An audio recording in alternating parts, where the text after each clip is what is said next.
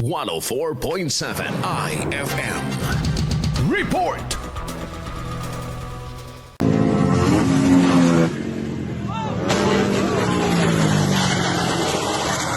Dalawa ang nasawi kabilang ang isang menor de edad sa umano'y drag racing ng mga kabataan sa Aranas Boulevard, Barangay Buod, Calasiao, Pangasinan. Ayon sa investigasyon ng Calasiao PNP, bandang 1:30 ng madaling araw ng February 8, 2025 nang mangyari ang insidente. Binabagtas umano ng 17 anyos na lalaking sakay ng motor nito ang kahabaan ng bypass road nang salubungin ito ng isa pang 25 anyos na rider.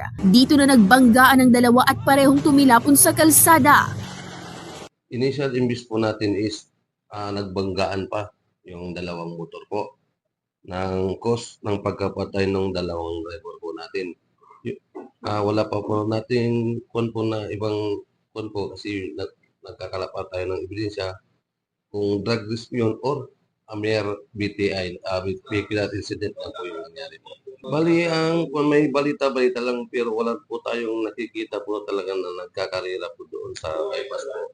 Nagtamo ng malalang sugat sa iba't ibang bahagi ng katawan ang dalawang biktima at naitakbo pa sa pagamutan, subalit idiniklarang dead on arrival. Nakuhanan pa ng video ang naturang salpukan ng dalawa at sinasabi umanong karera ito ng motorsiklo kung kaya't nangyari ang aksidente.